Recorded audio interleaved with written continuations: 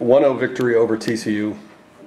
Your coach insists that last year's game didn't creep into your minds, but how much did you and your teammates talk about falling in overtime out in Fort Worth last year?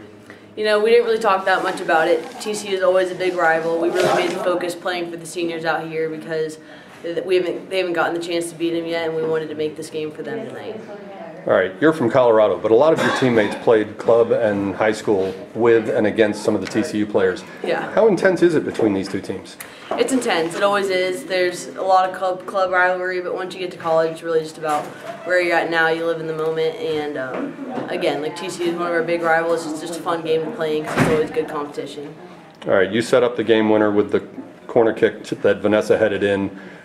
On those, are you just aiming at an area? Are you aiming directly at Vanessa or one of her teammates on different ones? What's your approach on these corners? I typically look to see if Claire's going to be open in the box, and then I look to see if V has open space in the front post, and in this game she just happened to, so I tried to whip it in there.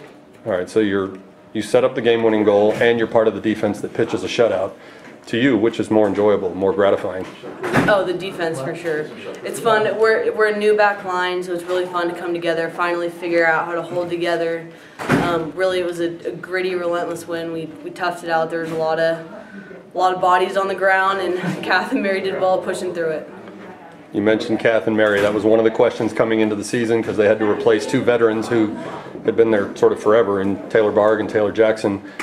What's the biggest improvement you've seen in Catherine Herron and Mary Meehan in the first part of this season? You know, they had some huge shoes to fill, but we finally just kind of figured out how to communicate and how to stay in line, and that's been huge. We've caught a lot of teams offsides, which is, I mean, a really big stride. You caught TCU offsides, what, 8 times, 9 times tonight? Yeah, Was that exciting. Part of the game plan, pinch forward and try to trap them offside as often as possible? You know, it's always part of the game plan, just communicate and stay in line, and once you do that, you catch forwards offsides all the time. TCU's got some size and certainly some speed, and they threw everybody forward at the end when they were looking for the equalizer. What was the key to you guys withstanding that push?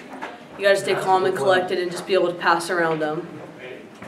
Got 48 hours to bounce back and do this again with Baylor. How do you recuperate? What's the key between now, other than just rest? What do you do between now and Sunday? We enjoy ourselves tonight. We go get a good meal, get some good rest, and then tomorrow we do a little recovery run and get back at it. Move on to the next.